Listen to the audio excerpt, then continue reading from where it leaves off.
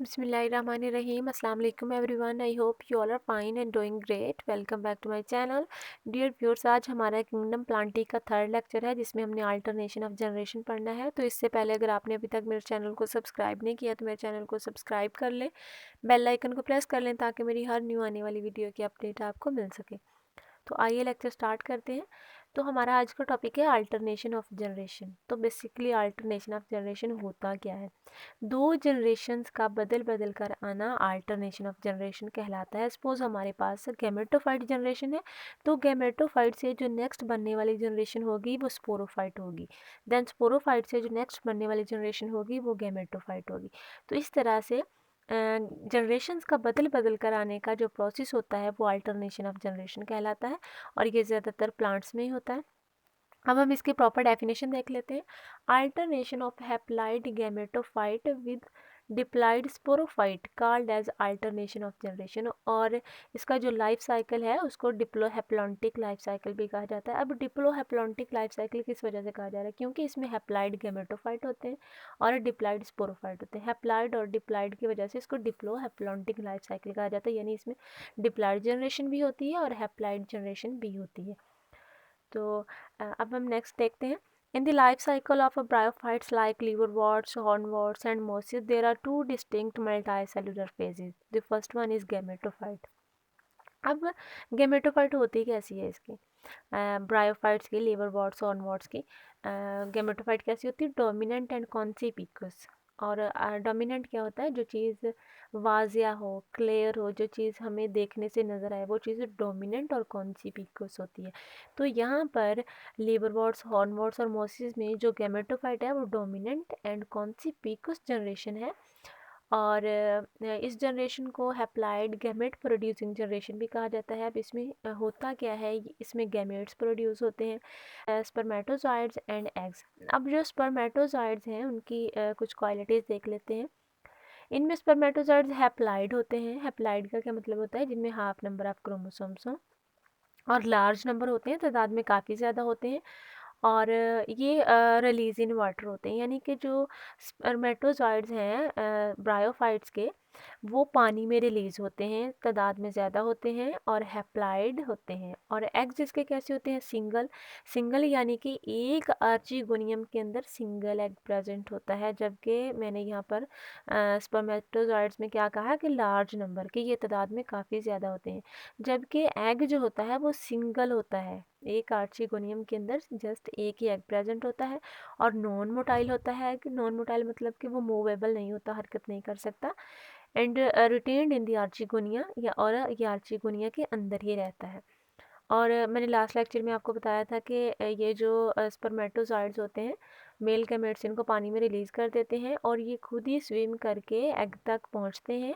और ये स्विम करके एग तक पहुंचते कैसे हैं कि जो आर्चीगोनिया होता है वो केमिकल रिलीज़ करता है और वो केमिकल उन स्पर्मेटोजॉइड्स को अट्रैक्ट करता है और उस केमिकल के अट्रैक्शन की वजह से केमोटेक्टिकल मूवमेंट होती है उनमें, और इस तरह से जो स्पर्मेटोजॉइड्स हैं वो एग तक पहुँच जाते हैं।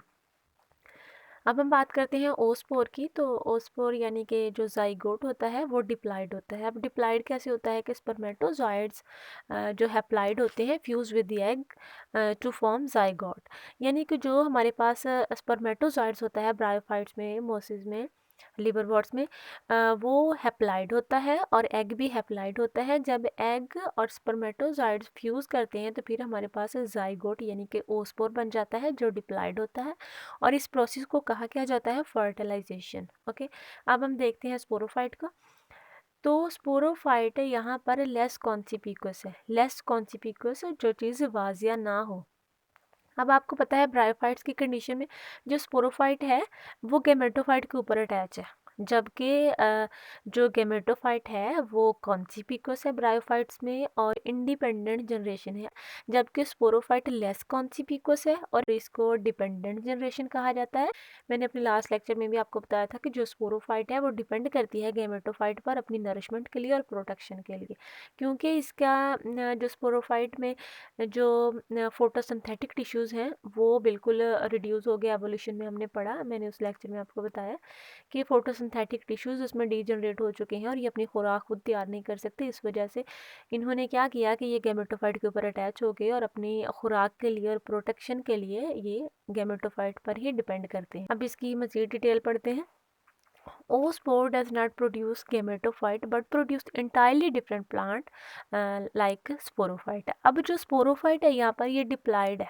ओके, स्पोरोफाइट यहाँ पर कैसा है, ये डिप्लाइड है। अब हम इसके स्ट्रक्चर देख लेते हैं। तो स्पोरोफाइट के स्ट्रक्चर क्या है कि इसमें फूड प्रेजेंट होता है और एक स्टार्क लाइक स्ट्रक्चर होती है जिसे सीटा कहा जाता है, और एक और कैप्सूल जिसको स्पोरेंजियम या स्पोरेंजिया कहा जाता है वो प्रेजेंट होता है। तो अब 3 पार्ट्स हैं इसके स्ट्रक्चर के, फुट, सीटा एंड कैप्सूल। तो कैप्सूल में क्या होता है, स्पोर मदर सेल होता है कैप्सूल में, और स्पोर मदर सेल में मियोसिस होती है और मियोसिस के नतीजे में हैप्लॉइड स्पोर्स प्रोड्यूस होते हैं। वो जो हैप्लॉइड स्पोर प्रोड्यूस होते हैं उनमें जेनेटिक रीशफलिंग होती है, या मतलब जेनेटिक रीशफलिंग को क्रॉसिंग ओवर भी कहा जाता है। और जो भी सेल हो जिसमें मियोसिस होती है उसमें जेनेटिक रीशफलिंग मस्ट होगी। उसमें अब जेनेटिक रीशफलिंग होती कैसे है कि जब मेल और फीमेल जो क्रोमोसोम्स होते हैं जब भी उनमें मियोसिस का प्रोसेस होगा तो वो अपने जो जीन्स हैं वो एक दूसरे के साथ एक्सचेंज करना शुरू कर देते हैं। तो इस प्रोसेस को कहा जाता है जेनेटिक रीशफलिंग या क्रॉसिंग ओवर।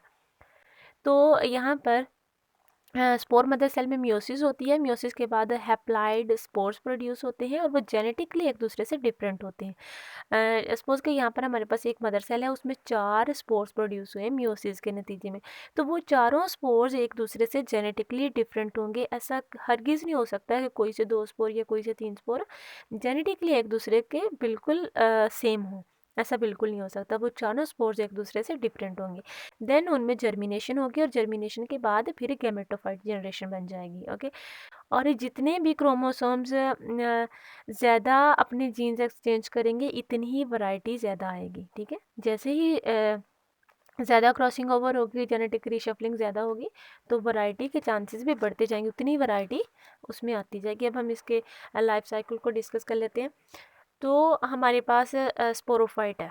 अब स्पोरोफाइट में मैंने आपको इसकी स्ट्रक्चर में बता दिया है कि यहाँ पर एक कैप्सूल होता है जिसको स्पोरेंजियम कहा जाता है और उसमें स्पोर मदर सेल्स होते हैं जो डिप्लाइड होते हैं। ओके, अब स्पोर मदर सेल्स में मियोसिस होगी। मियोसिस को रिडक्शन डिवीजन भी कहा जाता है। आपको पता है मियोसिस को रिडक्शन डिवीजन क्यों कहते हैं? क्योंकि इसमें जो नए बनने वाले डॉटर सेल्स होते हैं उनमें हाफ नंबर ऑफ क्रोमोसोम्स रह जाते हैं। देन उसके नतीजे में मियोसिस के नतीजे में स्पोर्स प्रोड्यूस होंगे और स्पोर्स प्रोड्यूस होने के बाद जर्मिनेशन होगी। जर्मिनेशन में माइटोसिस होती है। ठीक है, जर्मिनेशन में यहाँ पर माइटोसिस होती है। माइटोसिस के बाद हमारे पास गैमेटोफाइट बन जाएगा। गैमेटोफाइट के बाद अगेन से माइटोसिस होगी, देन स्पर्मेटोजॉइड्स बनेंगे और एग्स बनेंगे। अब दोबारा से जब एग्स और स्पर्मेटोजॉइड्स फ्यूज़ करेंगे तो हमारे पास जाइगोट यानी कि ओस्पोर बन जाएगा। तो ओस्पोर में फिर माइटोसिस होगी तो हमारे पास एम्ब्रियो बनेगा। एम्ब्रियो में फिर माइटोसिस होगी तो फिर हमारे पास स्पोरोफाइट जनरेशन बनेगी। अब आपने एक चीज़ इसके लाइफ साइकिल में ये याद रखनी है, जो ब्राइफाइट्स हैं, लीवरवॉर्ट्स हैं, मोसिस हैं, कि यहाँ पर स्पोर मदर सेल्स में जस्ट मियोसिस होगी, बाकी इस पूरे लाइफ साइकिल में कहीं पर भी मियोसिस नहीं होगी, हर जगह पर माइटोसिस होगी। तो ये एमसीक्यूज आ सकता है कि जो ब्रायोफाइट्स हैं उनका जो स्पोर मदर सेल है वो डिप्लाइड होता है और उसमें मियोसिस होती है और मियोसिस के नतीजे में स्पोर्स बनते हैं जो हैप्लाइड होते हैं। ठीक है, ये चीज़ आपने याद रखनी, बाकी हर जगह पर। अच्छा, अब यहाँ पर जो स्पोर्स हैं, ये स्पोर्स इन स्पोर्स से जर्मिनेशन यानी कि जर्मिनेशन होने के बाद गैमेटोफाइट जनरेशन बनेगी। तो गैमेटोफाइट में देन माइटोसिस होने के बाद स्पर्मेटोजॉइड्स और एग्स बनेंगे। तो इनके जो करेक्टर्स होंगे स्पर्मेटोजॉइड्स और एग्स के वो सेम स्पोर वाले ही होंगे, क्योंकि यहाँ पर स्पोर्स के बाद कहीं पर भी मियोसिस नहीं हुई, माइटोसिस हो रही है तो करेक्टर्स सेम रहेंगे।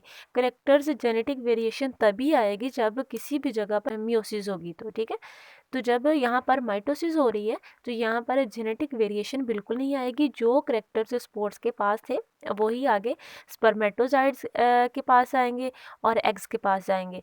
देन फिर उनसे वो स्पोर बन जाएगा।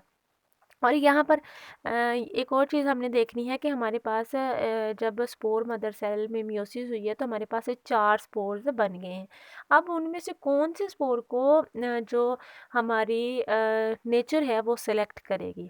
अब ऐसा तो नहीं हो सकता ना ये चारों स्पोर्स ही आगे ग्रो करेंगे, ऐसा बिल्कुल नहीं होता। उन चारों में से एक स्पोर को सिलेक्ट किया जाएगा जिसको नेचर सपोर्ट करेगी, उसको आगे तक लेके जाएगी। तो इन चारों स्पोर्स में से जिस स्पोर की जीन्स सबसे बेस्ट होंगे उसको नेचर सपोर्ट करेगी।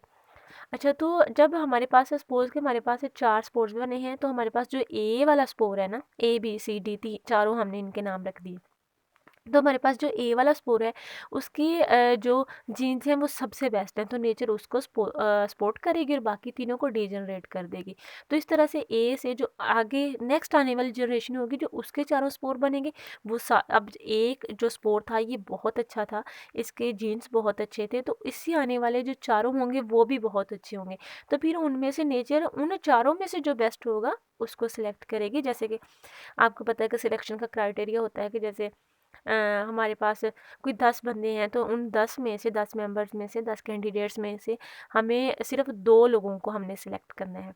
तो वो 10 के 10 ही बड़ा अच्छा परफॉर्म कर रहे हैं, तो हम क्या करेंगे, जो सबसे अच्छे होंगे 2 लोग हम उनको सिलेक्ट करेंगे। तो सेम यही वाला प्रोसीजर यहाँ पे होगा। अब हम इस लाइफ साइकिल की पार्टीशन करते हैं कि इसमें से कौन सी डिप्लॉयड जनरेशन है और कौन सी अप्लाइड जनरेशन है। तो यहाँ पर स्पोर मदर सेल्स में मियोसिस होने के बाद स्पोर्स जो बनते हैं ये हैप्लाइड होते हैं। तो इन स्पोर्स से लेकर स्पर्मेटोजॉइड्स और एग्स तक जो जनरेशन होती है वो हैप्लाइड जनरेशन कहलाती है। और ओ स्पोर से लेकर स्पोर मदर सेल तक जितनी भी जनरेशन होती है ये डिप्लॉयड जनरेशन कहलाती है। ओके, तो अब हम यहाँ पर एक बहुत ही इंपॉर्टेंट एमसीक्यूज़ को डिस्कस कर लेते हैं कि जो एनिमल्स होते हैं, एनिमल्स में हमेशा मियोसिस के नतीजे में गैमेट्स बनते हैं। ओके, जबकि प्लांट्स में मियोसिस के नतीजे में स्पोर्स बनते हैं और माइटोसिस के नतीजे में गैमेट्स बनते हैं। ये बहुत इंपॉर्टेंट एमसीक्यूज़ है, ये आपने याद रखना है। और मियोसिस और माइटोसिस का डिफरेंस तो आपको पता ही है कि मियोसिस में क्या होता है, हाफ नंबर ऑफ क्रोमोसोम्स होते हैं और जेनेटिक रीशफलिंग होती है, जबकि माइटोसिस में सेम नंबर ऑफ क्रोमोसोम्स होते हैं एंड नो जेनेटिक रीशफलिंग। तो यहाँ पर हमारे पास दो वर्ड्स यूज़ हुए हैं, होमोस्पोरस और हेट्रोस्पोरस। तो यहाँ पर जो वर्ड होमोस्पोरस यूज़ हुआ है ये स्पोर्स की फ़िज़िकल अपीयरेंस की वजह से हुआ है कि यहाँ पर स्पोर्स की जो फिज़िकल अपीयरेंस है अगर एक जैसी होगी तो उसको हम होमोस्पोरस कहेंगे।